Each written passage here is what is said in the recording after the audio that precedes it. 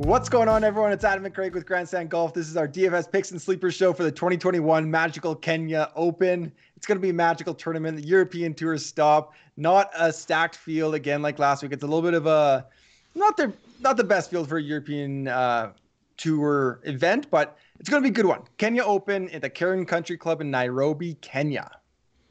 Yeah, I think that this is a wide open thing. We have a lot of these guys up from the Sunshine Tour to play here, which, as you'll get into, they have played Sunshine Tour events at this course in the past. We don't have as much of a course history for this course you were explaining.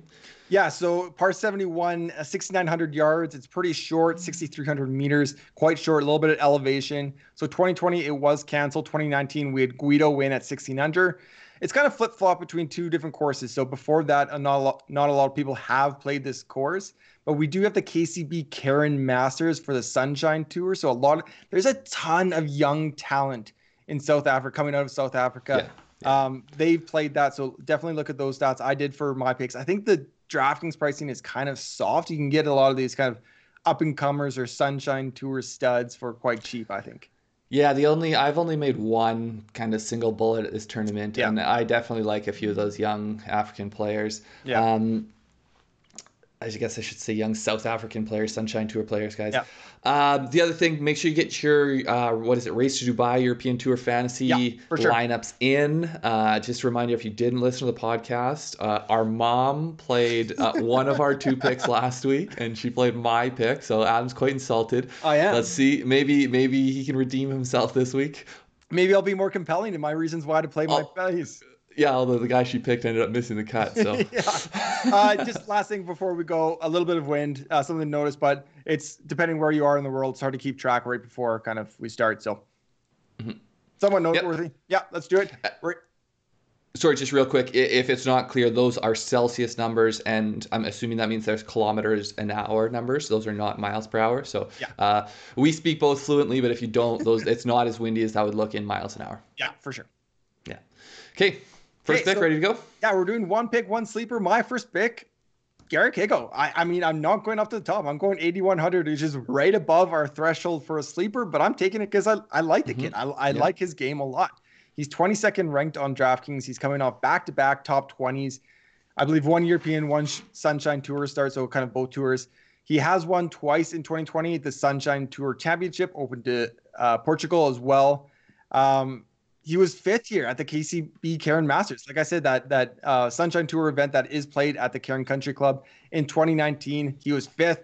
He's only 19 years old then. Like, he's such a young up-and-coming star. I just think it's way too cheap for the talent level of Higgo. I know he's going to be chalk, but it just opens a ton of different things to do with your lineup. I feel like he's just like a lock for me this week.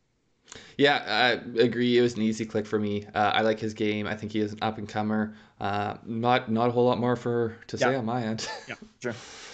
You told me I can't make as many funny jokes this time, so I'll try to keep it short. My top pick, I'm going close to the top. I'm going Matthias Schwab. He's 10,400 on DraftKings, third in pricing. To me, this is kind of just I'm picking talent. I think he's probably the most talented guy in this field. I mean, you can argue whatever you want, but to me, okay, you look at his 2020 stats. This is European Tour wide. This is not just people in this field. He was 13th in strokes gained total, gaining over a stroke, gained a ton tee to green, which is, we love that. We love to see that. And sixth in approach. He gained almost a full stroke on approach. I know there's a bracket missing there, but that's just six. That's just six. No course history here. He didn't play here last year. Yeah. He was playing in some other, I think he was probably playing in the States at the time. I'd have to look at the exact weeks, but he's played a lot. He has gone back and forth between the States. He's kind of, I would say, one of the better, more pedigree European Tour players in the field. Form comes in with 6 straight cuts made, top 25 in 4 of those 6, including a top 10 in Dubai. I believe it's the Omega Desert Classic or whatever they call that one. To me, it's a ceiling play though. Yeah. So Matthias Schwab, if you don't know anything about him, 9 top 10s and 26 starts in 2019 on the European Tour. So that's a good third at least of his tournaments 2019. For sure. And sorry, that is beyond the European Tour, because that year he was tied for 4th at a WGC. WGC HSB Champions. He has, and then 2020 tied for 3rd at the Barracuda opposite field event over on the PGA Tour. But honestly, the field at that at the Barracuda is probably almost as good as a Honda Classic this week. So Right. to me, he has played well in events with top players. I think he hasn't actually got a European Tour win, so I could see this be the week that he breaks through and does get a win. I think it's Love to see it. He's my play. Yeah, I like it. One thing to note as well, WGC is next week, but there is also an event, a European Tour event at this same course. So if you're playing European Tour DFS or betting on European Tour, it's good to know this course this week for next week as well. Yeah. Okay, last one here, Adam. Last one for you, sleeper. Under 8,000 on DraftKings. I'm going JC Ritchie, 7,600. He's 33rd there. I just like the upside here. So 2020 European Tour ranks. I mean, we don't have that. We don't have enough data for 2021, so I'm going 2020. Fourth in driving distance, 325 yards at elevation on a short course. I mean, I think he's just going to eat it up. 65th in stroke gain approach, 0.28. Like you, this is European Tour stats, so that includes the entire European Tour. Eighth in stroke gain putting. I love that. Like a long hitter that can kind of clean it up on the greens. Clearly, his one fault or Achilles heel is his scrambling, his around the green game. But when he's hitting greens, he's sinking putts, 0.86, eighth stroke gain putting. He's coming in 3 top 25s. So he was in the WGC. That is not one of his 3 top 25s in his last 4 events, but it's other 3 events, 2 Sunshine, 1 Euro. He was in the top 25. And then a guy who's played the KCB Karen Masters twice. 2019, he was 4th. 2018, he's T8th.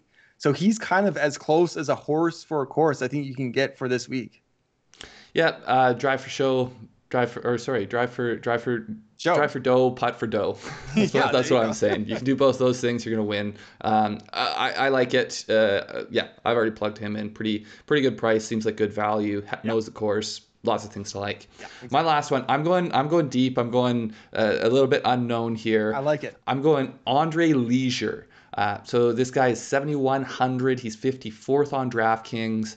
Now, this is a guy I actually had initially picked as a sleeper for, I think it was the DP World Tour Championship. Yeah, I think so.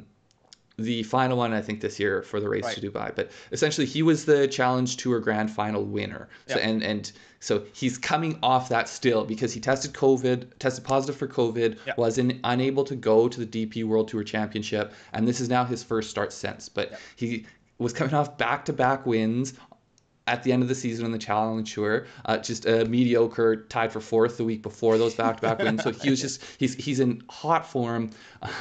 He had, since the COVID restart, so this was the second half of last year, he was top 15 in 7 of 8 starts. That's across the European Tour, Challenge Tour, and the Pro Golf Tour, which is sort of like a tier 3, Mackenzie Tour-esque type thing. Right. But essentially, every time this guy's teed it up over the last couple of years, he's done well for whatever levels he's at, and he's won and he's worked his way up. So to me, I'm gonna see whether he can continue to do that at the higher level.